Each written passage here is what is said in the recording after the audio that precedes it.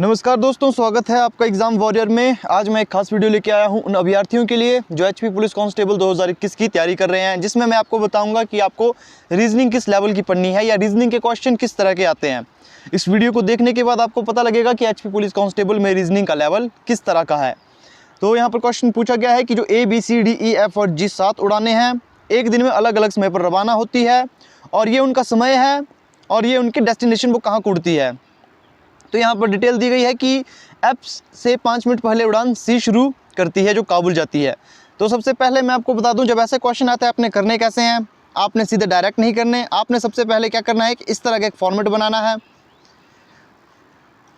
जैसे यहाँ पर फिक्स चीज़ क्या है, आपने देखना है कि जब भी इस तरह के क्वेश्चन दिए होते हैं, एक चीज़ जो होती है वो फिक्स होती है, मतलब वो आगे पीछे नहीं आ सकती। जैसे यहाँ पर समय दिया गया है, समय यहाँ पर कभी आगे पीछे नहीं आएगा, ये एक तरह से आएगा। तो यहाँ पर आपने समय लिखना है और यहाँ आपने बहुत सी पॉसिबिलिटीज़ के लिए खाने बनाने हैं। ये कैसे होगा मैं आपको यहाँ पर बताता हूँ। जैसे मैंने यहाँ पर एक पॉसिबिलिटीज़ के लिए खाने पहले ही बनाए, क्योंकि ये टाइम कंज्यूमिंग है तो मैंने सोचा इसे पहले ही बना लेते हैं। तो इस तरह का आपने एक फॉर्म सा बनाना है पेपर में। जब इस तरह के क्वेश्चन आते हैं, ये टाइम नहीं लेगा, शुरू में आपको लगेगा कि टाइम लेगा, लेकिन ये बहुत ही आसान और सटीक तरीका है ऐसे क्वेश्चन को करने का। तो सबसे पहले आपने जो फिक्स चीज़ है यहाँ पर दी गई है वो है टाइम। मतलब सीक्वेंस तो ऐसे ही बैठेगा ना कि पहली उड़ान 9:40 पर जाएगी, दूसरी 10:15 पर। ऐसा तो होगा नहीं कि पहली उड़ान आपकी 10:30 पर जा रही है और दूसरी 9:40 पर। तो यहाँ पर पहली उड़ान 9:40 पर जाएगी, इसका मतलब ये है कि यहाँ पर जो पहली उड़ान है वो 9:40 वाली है। तो आपने सबसे पहले यहाँ पर वक्त देखना है कि किस तरह से है। यहाँ पर 9:40, 10:15, 10:25, 10:30, 10:40, 10:50। तो यहाँ पर आपने टाइम को फिल कर देना है। तो जैसे यहाँ पर सबसे पहला जो समय दिया गया था वो दिया गया था 9:40 का। 9:40 पर एक उड़ान जा रही है, एक उड़ान आपकी 10:15 पर जा रही है, एक आपकी 10:25 पर जा रही थी, एक आपकी 10:30 पर जा रही थी, एक आपकी 10:40 पर जा रही थी, और देखते हैं 11:10 और 11:15। एक आपकी 11:10 और एक 11:15 पर जा रही थी। अब देखिए आपने इस क्वेश्चन को कैसे करना है। तो सबसे पहले जो कंडीशन में दिया गया है, पहली लाइन कही गई है कि F से 5 मिनट पहले उड़ान C शुरू करती है। तो अगर आप यहाँ पर क्वेश्चन को ध्यान से देखोगे, यहाँ कहा गया है कि जो F है, F से 5 मिनट पहले, मतलब अगर 5 मिनट पहले C उड़ान भर रही है। जैसे यहाँ पर 5 मिनट का गैप कहाँ कहाँ पर है, तो 5 मिनट का गैप एक तो आपका यहाँ पर आ रहा है, एक आपका 5 मिनट का गैप आपका यहाँ पर है। तो हो सकता है कि F 10:30 पर जा रही हो और उससे 5 मिनट पहले, मतलब 10:25 पर आपकी C जा रही हो। या ये भी हो सकता है कि F आपकी 11:15 पर निकल रही है और उसके ठीक 5 मिनट पहले, मतलब 11:10 पर हमारी निकल रही है C।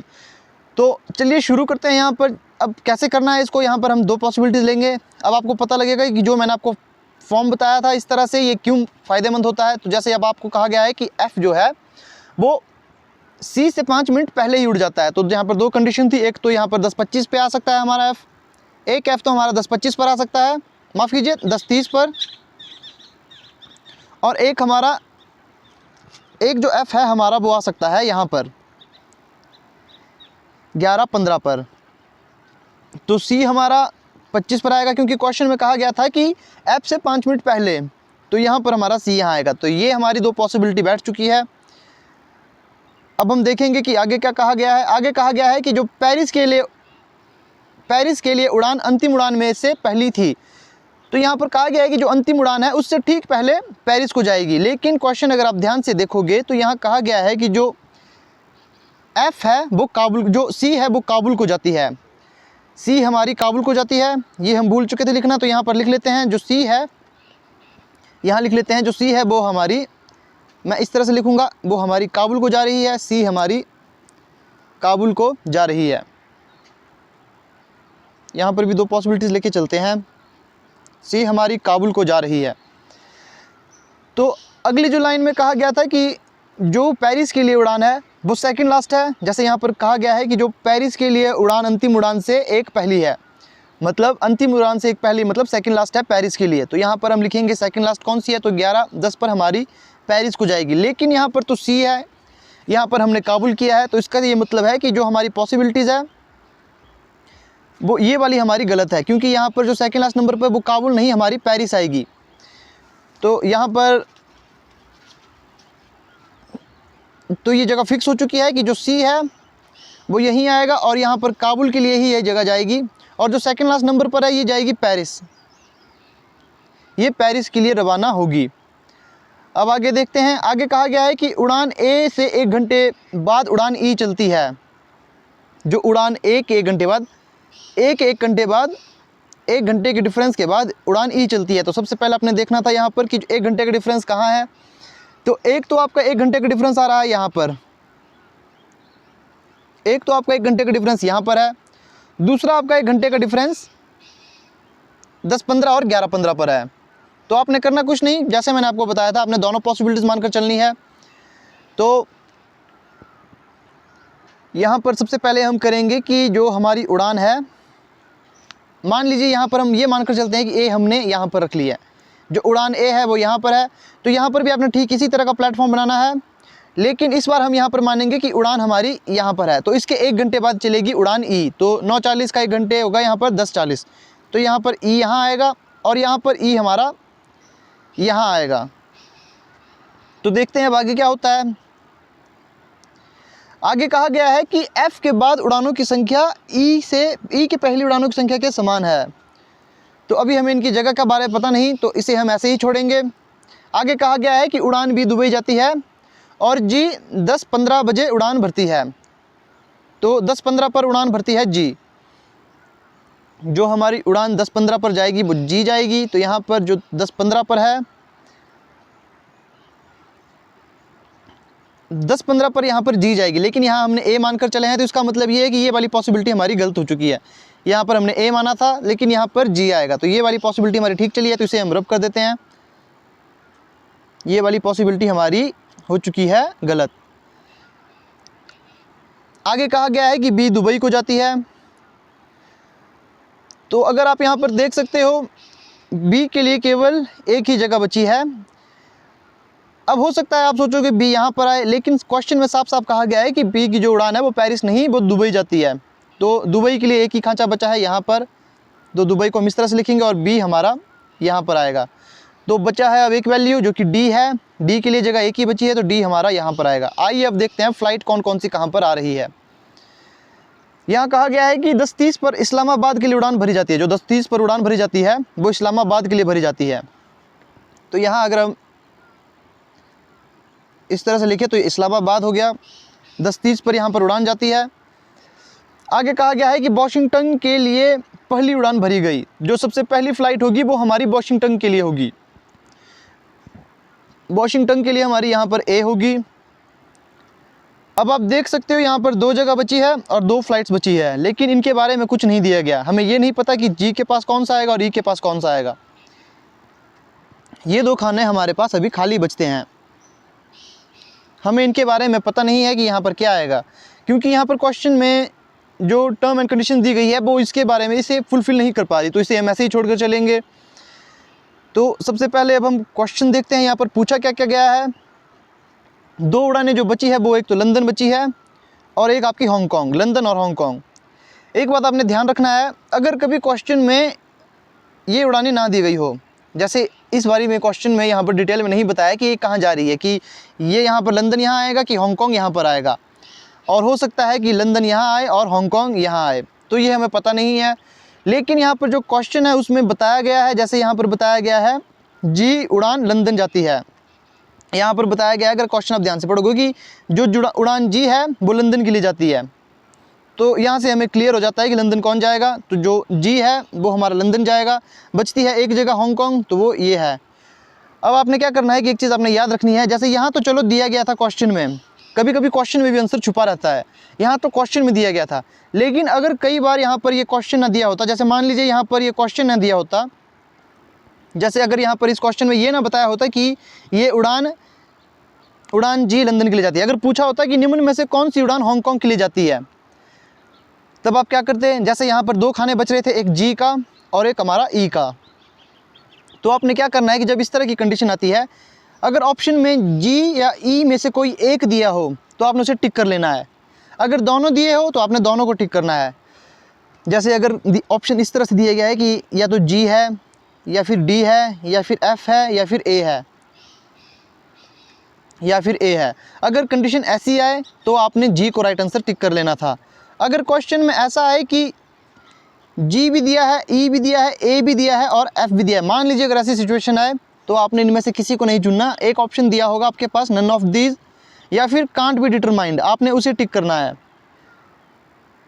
अगर ऑप्शन में जी या ई में से केवल एक दिया है तो उसे एक को चुनना है। अगर दोनों दिया है तो आपने दोनों में से किसी को नहीं चुनना, आपने नन ऑफ दीज करना है। हाँ, अगर ऑप्शन में इस तरह से दिया है कि जी और ई में से कोई भी, ए डी एफ, अगर इस तरह के 4 ऑप्शन दिए हैं तो आपने ये वाला चुनना है। तो इस चीज़ का आपने ध्यान में रखना है। तो यहाँ पर हमारा ये क्वेश्चन सॉल्व हो चुका है। तो जैसे अब यहाँ पर पहला क्वेश्चन पूछा गया है कि निम्नलिखित में से कौन सी उड़ान इस्लामाबाद जाती है, तो आप देख सकते हो इस्लामाबाद हमारी जाती है एफ़। तो यहाँ जो आंसर आएगा वो आएगा इस्लामाबाद हमारी जाती है एफ़। आगे कहा गया है कि ए निम्नलिखित में से किस शहर में जाती है। जो ए फ्लाइट है वो किस में जा रही है, वो वॉशिंगटन में जा रही है। ए जो हमारी वॉशिंगटन में जा रही है, लेकिन यहाँ पर दिया नहीं गया है कि वो कहाँ जा रही है, तो यहाँ आएगा डी, निर्धारित नहीं किया जा सकता। या फिर नन ऑफ दीज आया होगा तो आपने नन ऑफ दीज को टिक करना है। अब अगला क्वेश्चन है कि एफ निम्न में से किस समय पर उड़ान भरती है। जो एफ उड़ान है वो किस समय उड़ान भर रही है, तो एफ जो हमारी उड़ान भर रही है वो भर रही है 10:30 पर। लेकिन आप देखोगे यहाँ पर जो क्वेश्चन में है 10:30 ऑप्शन ही नहीं दिया गया है, तो ये वाला क्वेश्चन हमारा क्या था, गलत दिया गया था। आगे जो दिया गया है कि 10:25 पर कौन सी उड़ान रवाना होती है, तो 10:25 पर उड़ान जो रवाना होती है वो है सी। तो यहाँ पर सी ऑप्शन ठीक हो जाता। अब जैसे यहाँ दिया गया था कि निम्न में से कौन सी उड़ान हांगकांग के लिए जाती है, तो जैसे मैंने आपको बताया हांगकांग के लिए जाएगी हमारी ई, हांगकांग के लिए हमारी जाएगी ई, क्योंकि यहाँ बताया गया था कि यहाँ पर जो लंदन के लिए वो जी जा रही है। तो अब आप सोच रहे होंगे कि मैंने ये वाली कंडीशन आपको क्यों बोला कि ये गलत है। यहाँ पर ये मैंने क्यों बोला गलत है, क्योंकि यहाँ पर एक कंडीशन गलत दी गई थी कि जैसे ये वाली कंडीशन अगर आप ध्यान से पढ़ोगे, एफ के बाद उड़ानों की संख्या ई से पहले उड़ानों की संख्या के समान है, जो कि यहाँ पर आना संभव नहीं है। जो दिए गई कंडीशन है उसके हिसाब से ये नहीं आ सकता, क्योंकि मैंने जितने भी पॉसिबल वेज थे मैंने सारे यूज़ किए, तो ये यहाँ पर आ ही नहीं रहा। जैसे यहाँ कहा गया है कि जो एफ़ के बाद की उड़ानों की संख्या ई से पहले की उड़ानों की संख्या के बराबर है। जैसे जो एफ़ के बाद उड़ान की संख्या है तो वो है हमारे पास एफ़ के बाद, यहाँ आप देख सकते हो ये एफ़ है, इसके बाद है 1 2 3, तो 3 है उड़ानों की संख्या। और क्वेश्चन में कहा गया है कि ई से पहले की उड़ानों की संख्या इसके बराबर है, एफ़ के बराबर है, जो कि यहाँ पर नहीं आ रहा। एक यहाँ पर 4 आ रहा है, जैसे आप देख सकते हो ई के बाद उड़ानों की संख्या है 1 2 3 4, उड़ानों से ई से पहले उड़ान की संख्या 4 आ रही है। आप कितनी भी कोशिश कर लो लेकिन ये वाली कंडीशन यहाँ बैठ नहीं रही। हाँ, ऐसा हो सकता है कि मैं कोई गलत मेथड यूज़ कर रहा हूँ, लेकिन ऐसा नहीं है। मुझे नहीं लगता कि मैं कोई गलत मेथड यूज़ कर रहा हूँ। जो मैंने मेथड यूज़ किया है वो ठीक है, क्वेश्चन में ही यहाँ पर थोड़ी सी गड़बड़ थी। अब बात करते हैं अगले क्वेश्चन की। अब ऐसे क्वेश्चन करने से पहले आपको एक बात ध्यान रखनी है कि आपको डायरेक्शन का पता होना चाहिए। सबसे पहले मैं आपको बता दूं डायरेक्शन कैसी होती है। तो सबसे पहले जैसे ये हमारा इस तरह का आपने प्लस का चिन्ह बनाना, ये हमारा नॉर्थ होता है, ये हमारा साउथ, ये हमारा वेस्ट, ये हमारा ईस्ट। अक्सर आपको सिर्फ यही पता होगा, लेकिन दिशाएं इस तरह से भी होती है। ये आपकी नॉर्थ ईस्ट आ जाती है, ये आपकी साउथ ईस्ट, ये आपकी साउथ वेस्ट, ये आपका नॉर्थ वेस्ट। हिंदी में अगर देखें तो ये उत्तर, ये दक्षिण, ये पश्चिम, ये पूर्व, ये उत्तर पूर्व, ये दक्षिण पूर्व, ये दक्षिण पश्चिम, ये उत्तर पश्चिम। तो आई होप आपको ये समझ आ गया होगा। अब मैं बताता हूँ यहाँ पर क्वेश्चन कैसे करना है आपने। तो सबसे पहले क्वेश्चन में जो कहा गया है वो कहा गया है कि जो बी है, बी बिंदु एफ के पश्चिम में 5 मीटर पर है। जो बिंदु बी है वो एफ के पश्चिम में, मान लीजिए एफ यहाँ पर है,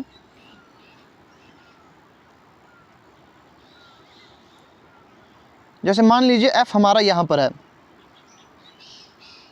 और क्वेश्चन में कहा गया है कि जो एफ है बी उसके पश्चिम में 5 मीटर दूर है। तो मैंने आपको अभी बताया था कि पश्चिम इसका इस तरफ आएगा, पश्चिम जो है वो इस तरफ आएगा, तो 5 मीटर की दूरी पर बी है, 5 मीटर की दूरी पर बी है।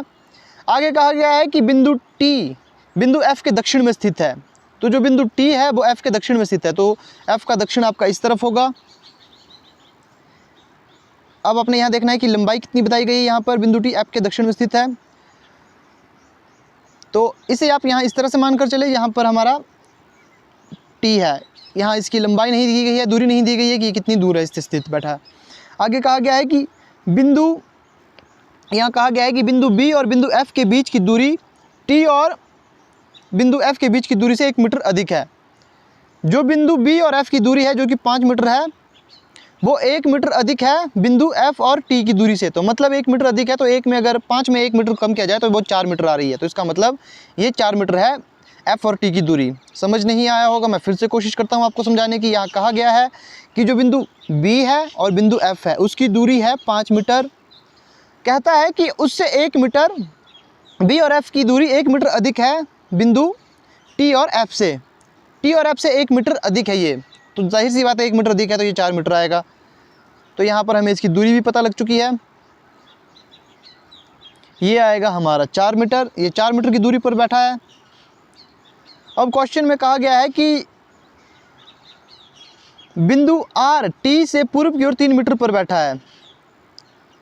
जो बिंदु आर है टी से पूर्व की तरफ 3 मीटर की दूरी पर बैठा है। मान लीजिए टी यहाँ पर है तो पूर्व इस तरफ होगा, मानकर चलना है ये उत्तर की ओर देख रहा है, तो यहाँ पर पूर्व इसका इस तरफ होगा, तो 3 मीटर की दूरी पर आर बैठा है।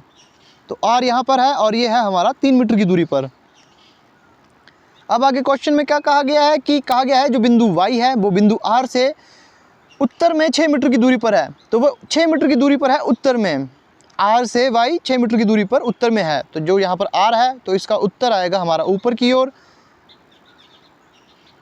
तो यहाँ पर आ जाएगा हमारा वाई। यहाँ पर हमारा वाई आ जाएगा जो कि कहा गया है 6 मीटर की दूरी पर है आर से उत्तर दिशा की ओर। अब आगे क्वेश्चन देखते हैं।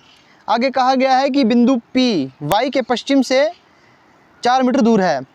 तो वाई के पश्चिम से 4 मीटर दूर है, 4 मीटर दूर। अब आप देख रहे होंगे क्वेश्चन में, तो यहाँ पर ये 3 मीटर है, तो यहाँ तक तो 3 मीटर आएगा। तो यहाँ से अगर आप थोड़ा सा आगे करोगे तो ये आ गया आपका 4 मीटर। और ये था पी वाई से पश्चिम में 4 मीटर की दूरी पर है, तो यहाँ पर पी आ गया और ये है 4 मीटर की दूरी पर।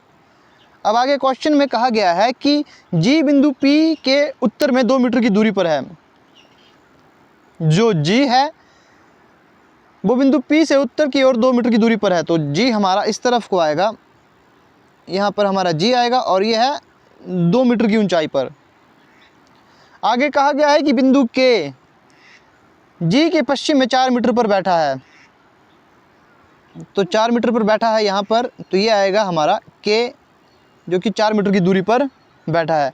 अब आइए क्वेश्चन करते हैं यहाँ पर सॉल्व। यहाँ पर पूछा क्या गया है। सबसे पहला क्वेश्चन है कि जो बिंदु आर के संबंध में एफ की दूरी कितनी है, जो एफ की डिस्टेंस है वो कितनी है। तो यहाँ पर हम बताएंगे, यहाँ क्वेश्चन पूछा गया है कि जैसे यहाँ पर क्वेश्चन पूछा गया है कि बिंदु आर के संबंध में एफ की दूरी कितनी है, मतलब आर से एफ कितनी दूर है। तो यहाँ पर हमारा आर यहाँ पर है और एफ हमारा यहाँ पर है। तो एक चीज़ तो हमें यहाँ से साफ साफ पता लग रही है कि जो आर से एफ किस दिशा की ओर है। यहाँ आर के संबंध में पूछा गया है, ये नहीं पूछा गया है कि एफ आर से किस दूरी पर है। यहाँ पूछा गया है आर के संबंध में एफ किस जगह पर है। जैसे यहाँ पर क्वेश्चन अगर आपको ध्यान से दिखाऊं, यहाँ कहा गया है कि बिंदु आर के संबंध में एफ कितनी दूरी पर है। तो क्वेश्चन आपने इस तरह के ध्यान से पढ़ना है। तो आर के संबंध में जो हमारा एफ यहाँ पर है, जैसे कि मैंने आपको बताया था क्वेश्चन में, मान लीजिए ये इस तरह से है, नॉर्थ साउथ ईस्ट वेस्ट इसका, तो लेकिन ये तो बीच में आ रहा है, तो इसका मैंने आपको बताया है कि ये है हमारा नॉर्थ वेस्ट। तो ये हमारा नॉर्थ वेस्ट है, जैसे मैंने आपको पहले बताया था, ये हमारे नॉर्थ वेस्ट कंडीशन पर है, मतलब ये हमारा उत्तर पश्चिम दिशा में स्थित है। अब दूरी कितनी है इसके बीच में, अब दूरी आप देख सकते हो यहाँ पर, एक तो है यहाँ पर 4 मीटर की, जो पहली दूरी आ रही है वो ये वाली है जो कि 4 मीटर की है। दूसरी दूरी आ रही है यहाँ पर इस तरह से जो कि 3 मीटर की है। तो इसे कैसे सॉल्व करते हैं, आई होप आपको ये पता होगा शायद। यहाँ पर ऐसा करते हैं कि 4 का स्क्वायर लेते हैं, फिर प्लस करते हैं, फिर 3 का स्क्वायर, इस तरह से इसको सॉल्व करते हैं। जैसे यहाँ पर अगर आप ये करोगे तो ये आ चुका है हमारे पास 16 और 9। तो अगर हम इनका जमा करेंगे तो यहाँ आएगा हमारा 25, और जब इसको सॉल्व करोगे आप तो आपका आंसर आएगा 5। तो आंसर आएगा हमारा 5 मीटर की दूरी पर है और वो उत्तर पश्चिम की ओर स्थित है। तो 5 मीटर उत्तर पश्चिम की ओर, तो बी ऑप्शन हमारा यहाँ से ठीक हो रहा है। अब अगला क्वेश्चन देखते हैं यहाँ पर क्या कहा गया है। अगले क्वेश्चन में क्या कहा गया है कि बिंदु बी के संबंध में, जो बिंदु बी है इसके संबंध में के कितनी दूर खड़ा है। अब आप यहाँ देखोगे कि बिंदु बी हमारा यहाँ पर है और के हमारा यहाँ पर है, इस बीच की दूरी हमें फाइंड करनी है। अब अगर आपको एक चीज़ पता होगी, जैसे यहाँ पर अगर आपने क्वेश्चन अपना ध्यान से किया होगा, आप देख सकते हो कि ये हमारा 4 मीटर लंबा है, जो ये वाला है ये 4 मीटर लंबा है और ये 6 मीटर है।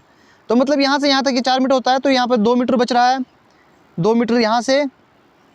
और फिर जब आप यहाँ पर इस क्वेश्चन को देखोगे, 2 मीटर आपका यहाँ तक है, और अगर आप यहाँ देखोगे कि ये 2 मीटर और बढ़ रहा है यहाँ से, इसकी ऊंचाई 2 मीटर यहाँ से और बढ़ रही है, तो 2 मीटर यहाँ से प्लस करेंगे, तो 2 मीटर आपका यहाँ से प्लस करेंगे, तो आपका आंसर आ जाएगा 4 मीटर उत्तर की ओर। अब बहुत से अभ्यर्थियों को इसमें कन्फ्यूज़न रहा होगा कि ये कैसे हुआ। अगर आपने क्वेश्चन ध्यान से किया होगा, तो जैसे यहाँ पर क्वेश्चन ध्यान से किया है आपने, तो यहाँ आपको दिख रहा है कि ये 4 मीटर लंबा है, एफ से टी की दूरी 4 मीटर दूरी है, 4 मीटर पर स्थित है। और अगर आप यहाँ से देखोगे कि आर की जो दूरी वाई से है वो 6 मीटर है, तो हमने बी के संबंध में के की दूरी फाइंड करनी थी। तो आप देख सकते हो कि हमारा ऊपर की ओर बैठा है, तो सबसे पहले जो यहाँ पर ऊंचाई का डिफरेंस पड़ रहा है वो यहाँ से ही पड़ रहा है, 2 मीटर का तो यहाँ से पड़ रहा है, और हमें इसकी यहाँ से इस तरह की लंबाई से हमें मतलब नहीं पड़ेगा, हमें ऊंचाई देखनी है। तो 2 मीटर यहाँ से ये ऊपर उठ रहा है, 2 मीटर देखिए, 2 मीटर पहले यहाँ से ऊपर उठा, फिर 2 मीटर बाद में यहाँ से ये ऊपर उठा, यहाँ से इसकी दूरी पूछी गई थी, तो इस तरह से आया आपका 4 मीटर। अगला, तो अब बात करते हैं अगले क्वेश्चन की। यहाँ पर कहा गया है कि बिंदु F बिंदु P के संबंध में किस दिशा की ओर है। जो बिंदु F है ये P के संबंध में किस दिशा की ओर है। तो अगर आप यहाँ पर डायरेक्शन बनाओगे तो आप देखोगे कि ये हमारा ईस्ट और साउथ के बीच में आ रहा है, F ईस्ट और साउथ के बीच में आ रहा है, मतलब दक्षिण पूर्व में आ रहा है ये, तो ये हमारा आंसर यहाँ पर ठीक हो जाएगा। अब बात करते हैं अगले क्वेश्चन की। तो ये एक डायरेक्शन रिलेटेड क्वेश्चन है। तो इसमें कहा गया है कि एक पुरुष पश्चिम की ओर देख रहा है और वह 45 डिग्री दक्षिणावर्त घूम जाता है। तो सबसे पहले आपको पता होना चाहिए दक्षिणावर्त क्या होता है। दक्षिणावर्त होता है आपका क्लॉकवाइज। अगर पुलिस के एग्जाम में बाई लैंग्वेज यूज़ होती, दोनों लैंग्वेज यूज़ होती, हिंदी और इंग्लिश, तो ये क्वेश्चन काफ़ी आसान था, क्योंकि मुझे नहीं लगता कि 100 में से 20% बच्चों को भी ये पता होगा कि दक्षिणावर्त का मतलब क्या होगा। जब ये पेपर 2019 में हुआ था तो इसमें बहुत कन्फ्यूज़न था। तो दक्षिणावर्त का मतलब होता है क्लॉकवाइज, जो मतलब घड़ी की इस तरह से घूमता है। जैसे यहाँ पर कहा गया है कि जो एक व्यक्ति है वो पश्चिम में देख रहा है, फिर वो दक्षिणावर्त घूम जाता है 45 डिग्री, मतलब वो इस तरफ घूम रहा है 45 डिग्री। अगर इसी की जगह पूछा होता यहाँ पर वामावर्त, तो वो होता है एंटी क्लॉकवाइज। अगर यहाँ पूछा होता वामावर्त तो वो हमारा एंटी क्लॉकवाइज होता है, जिसका मतलब घड़ी की विपरीत दिशा में घूमना, इस तरह को। जैसे अगर यहाँ पर कहा जाता है कि ये व्यक्ति जो पश्चिम दिशा की ओर देख रहा है वो वामावर्त घूम रहा है, मतलब वो इस तरफ को घूम रहा है, तो इसका मतलब ये होता है। अब आपको पता होना चाहिए कि जो डायरेक्शन होती है तो किस एंगल पर कितने डिग्री का कोण बनता है। तो सबसे पहले आपको डायरेक्शन का सेंस होना चाहिए। इस तरह से हमारी डायरेक्शन होती है, ये नॉर्थ, ये साउथ, ये ईस्ट, ये वेस्ट, और इसी के साथ हमारी 4 और डायरेक्शन होती है जिसको हम कहते हैं कि ये होती है नॉर्थ ईस्ट, ये नॉर्थ वेस्ट, ये हमारी साउथ ईस्ट, ये हमारी साउथ वेस्ट। तो सबसे पहले आपको पता होगा जो ये एंगल है, ये बनाता है हमारा 90 डिग्री का कोण, और ये वाला एंगल बनाता है हमारा 45 डिग्री का। इसी तरह से आप इसमें और इस वाले अंतर में जो ये होता है, इसमें होता है 45 डिग्री का अंतर। तो यहाँ से अगर आप यहाँ को जाओगे तो इसमें 45 ऐड करो तो ये बनाएगा आपका, तो ये आपका 135 बनाएगा। यहाँ पर 135 डिग्री का कोण बनता है। मैं सही तरह से लिखता हूँ, जो आपकी ये वाली जगह है यहाँ पर 135 डिग्री का कोण बनेगा, यहाँ आपका 180 डिग्री का कोण बनेगा, यहाँ आपका 225 डिग्री का कोण बनता है, यहाँ पर आपका 270 डिग्री का कोण बनेगा,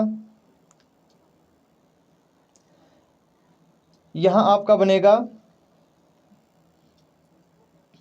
यहाँ आपका अगर आप 270 में 45 ऐड कर दोगे तो यह आएगा आपका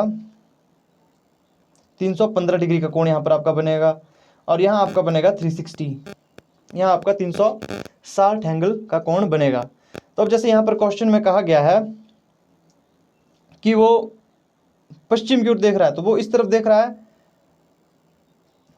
और वह घूम रहा है 45 डिग्री, तो वह इस तरफ को घूमेगा 45 डिग्री, क्योंकि जो ये है, जो ये और ये है, इसके बीच का अंतर 45 होता है।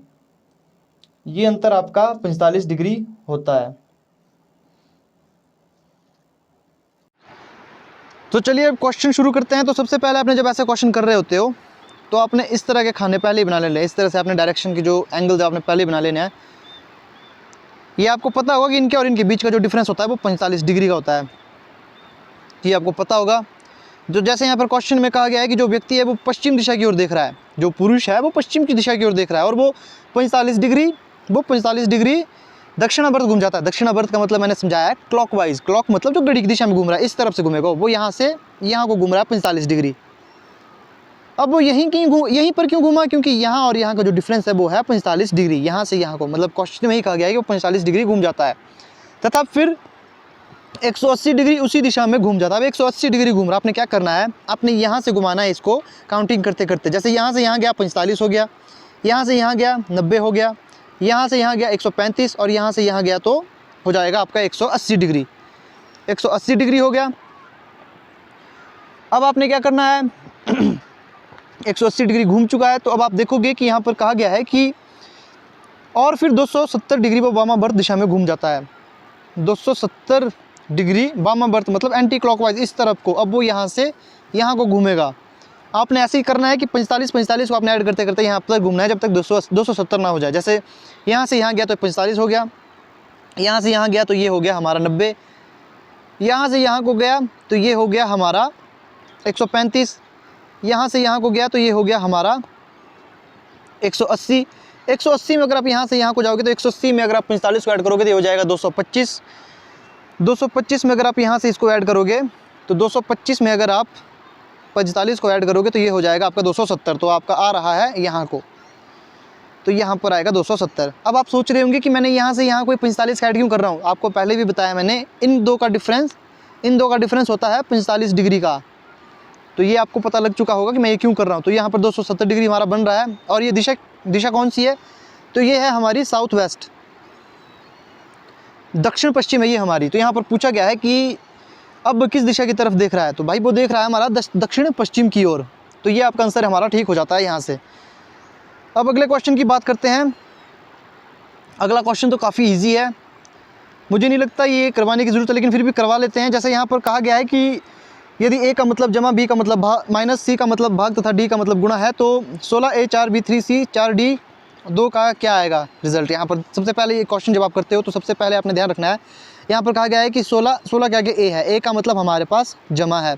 आगे कहा गया है कि आगे हमारे पास 4 है और 4 का जो मतलब है, 4 के आगे बी है, बी का मतलब हमारा माइनस है। आगे कहा गया है कि 3 आएगा और सी का मतलब हमारे पास यहाँ पर भाग दिया गया है। फिर आगे दिया गया है 4 और उसके आगे दिया है डी, डी का मतलब हमारे पास गुणा है 2।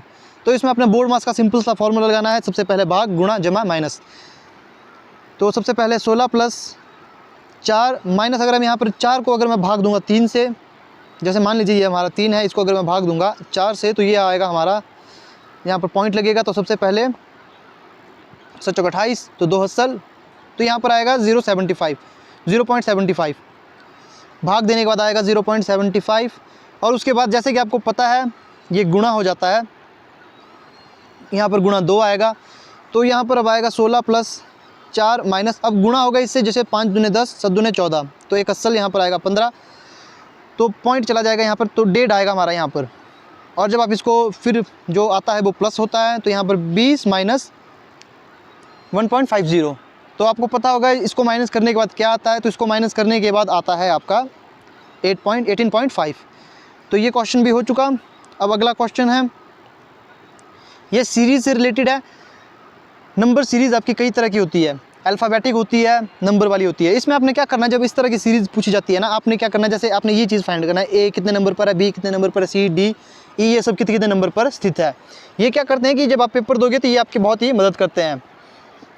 जैसे आपको पता होगा, जैसे यहाँ पर जो क्वेश्चन है, यहाँ पर कहा गया है कि यहाँ पर जो सीरीज़ बैठ रही है, जैसे यहाँ पर पहला जो हमारा दिया गया है वो हमारा z दिया गया है, फिर y, फिर x, फिर अगले में क्या दिया है वो y दिया गया है, उसके बाद अगले में क्या गया x दिया गया। तो आप यहाँ पर सीक्वेंस समझ गए होंगे कि सबसे पहले यहाँ पर z, फिर एक माइनस हुआ, यहाँ पर y आया है, फिर y में एक माइनस हुआ, x आया, तो यहाँ पर w आएगा। तो यहाँ पर w केवल एक ही ऑप्शन में दिया गया है, तो शुरू वाला ऑप्शन ठीक हो जाएगा। चलिए फिर भी इसको पूरा सॉल्व करते हैं। तो आगे दिया गया है y, उसके बाद x दिया गया है, फिर w, तो यहाँ पर आएगा हमारा v, फिर दिया गया है x, फिर w v, उसके बाद एक माइनस करेंगे तो u आएगा हमारा। तो इस तरह से हमारा जो क्वेश्चन है वो सॉल्व हो चुका है। अब अगले क्वेश्चन की ओर जाते हैं।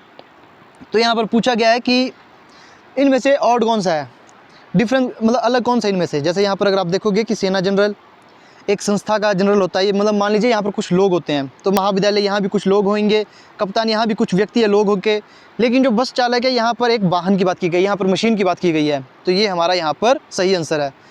अब आगे कहा गया है कि अक्षरों का क्रम परिवर्तित किए बिना जेंटलमैन शब्द के कितने अर्थपूर्ण भाव बनाए जाते हैं। तो सबसे पहला तो हमारे पास जो आ रहा है वो आ रहा है जेंटल, पहला तो ये हो गया, दूसरा हमारा है मैन, तीसरा हमारा इसको जो मिलाकर बनेगा जेंटलमैन, जेंटलमैन। तो यहाँ पर 3 ऑप्शन हमारा ठीक हो जाएगा। अगला क्वेश्चन है, तो चलिए अब एक अगला क्वेश्चन करते हैं जो कि ब्लड रिलेशन रिलेटेड है। तो यहाँ पर कहा गया है कि जो क्यू की माता पी की बहन है, क्यू की माता पी की बहन है, जो क्यू की मदर है, मान लीजिए उसकी माँ है, जो भी है वो पी की बहन है, तो बहन वाली लाइन सीधी खींचना है, माँ वाली को ऊपर ले जाना है। आगे कहा गया है और एम की पुत्री है, जो ये कहा गया है ये एम की पुत्री है, जो इस क्यू की माँ और पी है ये एम की पुत्री है। एस पुत्री है पी की, तो जो एस पुत्री है, एस की बेटी है, यहाँ पर एस बेटी है पी की। आगे कहा गया है और टी की बहन है, एस पुत्री है पी की और एस के संबंध में ये बात कही गई वो टी की बहन है, तो ये आएगा आपका इस तरह से। आगे कहा गया है एम का टी के साथ क्या संबंध है, जो एम का है वो टी के साथ क्या संबंध है, एम का टी के साथ क्या संबंध है। तो ऑप्शन देखेंगे, सबसे पहले यहाँ दिया गया है पिता, तो पिता तो वो नहीं है, अगर पिता होता तो वो इस लाइन में आता, ये तो उसकी माँ है। आगे कहा गया है वो माता है, वो माता भी नहीं होगी, एम की ये माँ नहीं है। आगे कहा गया है कि वो पुत्र है, तो पुत्र भी नहीं है, तो यहाँ पर ऑप्शन आएगा हमारा डी, इनमें से कोई नहीं। अब आप अगर अगला क्वेश्चन करोगे तो यहाँ कहा गया है कि यदि चमक को काला कहा जाए, काले को पीला, पीले को लाल, लाल को जामुनी और जामुनी को आकाशी नीला, तो बताइए कि पके हुए केले का रंग कैसा होता है। तो पके हुए केले का रंग कैसा होता है ये आपको पता ही होगा, ये पीला होता है। तो पीला को क्या कहा गया है, यहाँ पर पीले को लाल कहा गया है, तो पीले को लाल कहा गया है, तो यहाँ पर आएगा आंसर आपका लाल सही। तो ये थे आज के क्वेश्चन।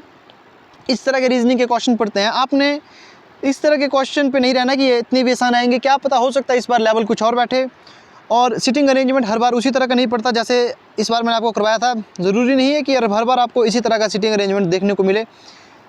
कई बार क्या होता है कि जैसे पिछली बार पुलिस का 2 पेपर हुआ, तो एक बार इस तरह का सिटिंग अरेंजमेंट आया था और दूसरी बार आया था चॉकलेट रिलेटेड, जैसे कि एक व्यक्ति को डेयरी मिल्क पसंद है या किसी को कुछ और पसंद है। तो आपने इस तरह के क्वेश्चन की तैयारी करनी है। सिटिंग अरेंजमेंट का कोर्स मैं जल्दी शुरू करने वाला हूँ, डेमो क्लासेस मैंने करवाई हुई है, जिसमें मैंने शायद 5 से 6 क्लासेस ली है, तो उसको आप देख सकते हो कि सिटिंग अरेंजमेंट किस तरह से करते हैं। मैंने उसमें आपको बताया है बिगिनिंग से लेकर कि जो बिगिनर है सिटिंग अरेंजमेंट उसके लिए कितने प्रकार का होता है। सिटिंग अरेंजमेंट में होती है कुछ इंपॉर्टेंट लाइन, जैसे और जो शब्द, इनका यूज़ कैसे होता है, तो ये सब बातें मैंने आपको बताई है उस डेमो क्लासेस में, तो आप वहाँ से उन्हें देख सकते हो। और जैसे ही पुलिस के फॉर्म भरने शुरू हो जाएंगे वैसे ही मैं सिटिंग अरेंजमेंट या फिर रीजनिंग का एक कोर्स शुरू कर दूंगा, जिसमें मैं आपकी अच्छे लेवल की तैयारी करवा दूंगा रीजनिंग रिलेटेड। तो ये थी आज की वीडियो, आई होप आपको वीडियो पसंद आई होगी। अगर मैंने रीजनिंग के कोई क्वेश्चन गलत किए हैं या गलत बताए हैं तो कमेंट करके ज़रूर बताएं, ताकि मैं उसे आने वाली वीडियो में सुधार सकूं। और जिसने चैनल को सब्सक्राइब नहीं किया वो चैनल को सब्सक्राइब जल्द कर दें, ताकि जब भी मैं कोई नई वीडियो डालूँ तो वो उन तक पहुँच सके।